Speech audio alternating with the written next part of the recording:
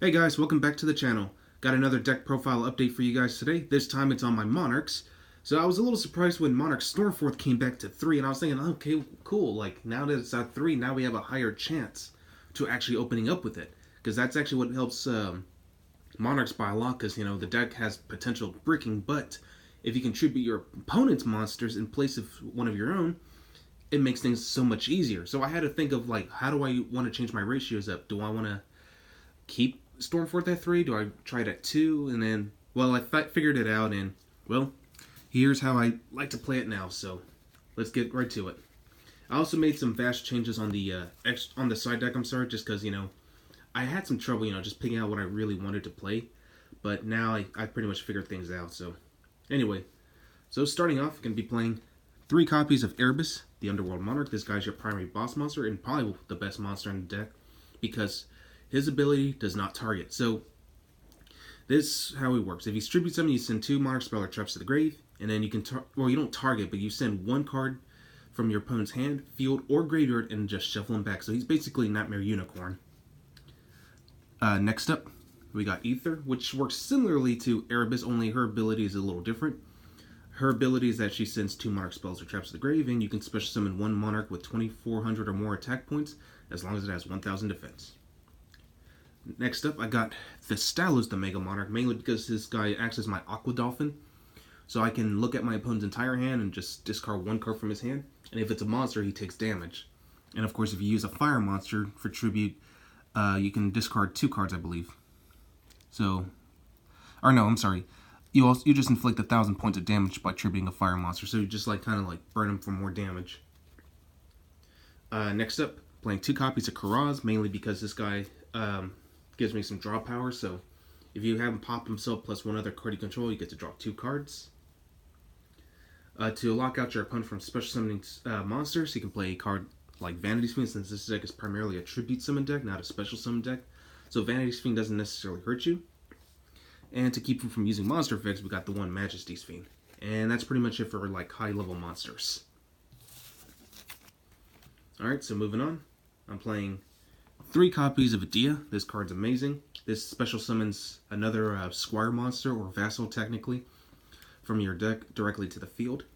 But it has to have 800 attack with 1,000 defense, but generally we do have that option, so her primary target's going to be Eidos. I only like to play him at 2 now, just because he can be a dead opener, so that's why you'd rather have Adia at your opening hand rather than him. But if he's summoned, you get to get an additional tribute summon along with your normal summon. And another card to go with this is Mithra, the Thunder Vassal, mainly because this card, if you use this for tribute summon, you get to tribute summon again, so you can kind of stack up the tribute summons as much as possible.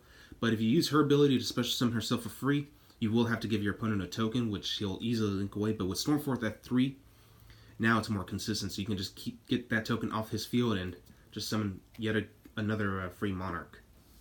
And lastly, I'm playing 2 copies of Linkslayer, mainly because it's a free summon if you control no monsters, and it also acts as my Twin Twisters of the deck, so you can discard 2 cards, up to 2 cards, and destroy that many spells and traps your opponent controls, so really excellent card. I know someone was bringing out that red Quantum monster, but I kind of like Linkslayer a little bit more because of that reason, but that's just my opinion. Alright, so moving on to spells, playing 3 copies of Domain of the True Monarchs. This card's key to the strategy. As long as you control a tribute summon monster, your opponent cannot access this extra deck. Next up, we got 3 Tenacity of the Monarchs. Reveal 1 Monarch, and you get to add any Monarch spell or trap from your deck to your hand. And it's really good because this acts as your terraforming and your searcher for all your Monarch cards. So, Monarch Stormforth is easily searchable. You got Return of the Monarchs, you got March of the Monarchs, Pantheism, everything you need. Which comes to our next card. 3 copies of Monarch Stormforth, so now this card is crazy good. It's just that you can tribute one of your opponent's monsters to summon one of your own. So it's really excellent. And now I can run Escalation of the Monarchs in the deck again. So that's actually one of the best things about this card now. Next up, 2 copies of Return of the Monarchs. I know someone in the comments in the previous video saying that you should run it at 3, but I feel like 2 is enough just because I don't want to see it too often. But often enough just so I can, if I open up with it, then great. If I can perform a tribute summon, then I can start searching out everything I need and then get my Stormforth plays going. Only playing 1 March of the Monarchs just because, prevents your opponent from targeting your tribute summon monsters and destroying them with card effects. So that's actually really good. course, the one Pantheism, which unfortunately will probably stay at 1 forever, might not ever come back to 2. So, yeah, but it's a really broken card because you get to discard 1 Monarch spell or trap, draw 2, banish it, and then reveal 3 Monarch spell or trap cards, and they can all be the same name.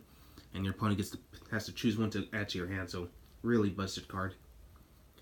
Playing 1 Upstart Goblin just because, since I didn't really know what to put in for the 39th card, so it's basically me playing a 39 card deck because of Upstart Goblin. Playing 1 for 1, Reinforcements of the Army, and 1 Foolish Barrel. And yes, this is 40 cards, just so you'll know, just so no one misunderstands what I meant by that. Because that's one of the reasons why Upstart Goblin is so busted, is because it's technically you're playing 39 cards in a 40 card deck. Alright, so moving on to the traps. Got 2 Prime Monarch. Card is pretty bricky at 3, so decided to run it at 2. 2 Monarchs Erupt, also a really powerful card. You could run it at 3 if you so chose to, but I prefer it at 2 because it's searchable. But this basically skill drain, and it just doesn't affect tribute summon monsters. And I know True Dragos like to make good use of this card. And finally, 1 Escalation of the Monarchs, which allows you to tribute summon during your opponent's main phase or battle phase.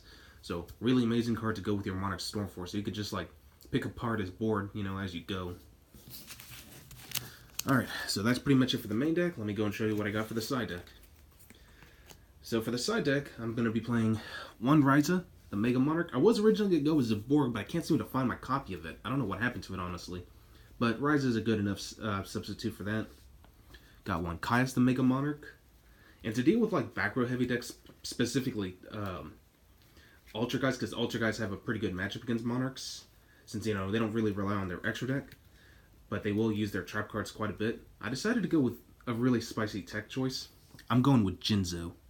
I know, right? Why Jinzo? But Jinzo negates traps, and half the time I rarely rely on my traps, so the traps are just there in case of, if I have to use them. But generally, if traps don't work too well on certain matchups, like Ultra Guys, then you might as well just go with Jinzo. That way they can't, stop you or anything. And since we do have a lot of high-level dark monsters, I can run 3 copies of Eradicator, which really goes well with Sky Strikers and Ultra Guys. So, just another tech choice in case of Jinzo fails on me. I'm running 3 Mind Crushes to go with the Eradicator, of course. Now, to deal with hand traps, because I had to take off Called by the Grave entirely, I decided to go with this since my deck doesn't necessarily run hand traps or hand effects in general. I'm going with Mind Drain at 3. It's a really powerful floodgate, which some people tend to have forgotten about. So decks that don't really use hand traps at all, Mind Drain is definitely a great option to play because now he can't activate cards, and this also works well with Subterrors because Subterrors are becoming a really powerful rogue deck now, so they can't use Subterror Fiendus anymore. So Mind Drain is just one of those floodgates that really devastate those type of strategies. And for the final card, it took me some time to think about it, but I decided to go with this. Curse Seal of the Forbidden Spell. Since we have plenty of spells we can spare in this deck, this is just a good way to lock out your opponent from using a specific spell, like, for example, Sky Strikers. If they play Engage, activate this, negate it, and destroy it, and for the duration of the duel, they will not be allowed to activate any more copies of Engage, and they can't recycle it anymore. Well, they could with Kagari, but what use is it if they can't even use it anymore? Or if you use it on their Widow Anchor. They can't use Widow Anchor for the duration of the duel. So Curse Seal Forbidden Spell is really good on certain matchups that rely on a very specific spell. So that's why I felt like this was actually a good side choice. So yeah. Well, anyway, that's all I got for you guys today. I really hope you all enjoyed this video, and I'll catch you guys again on the next one.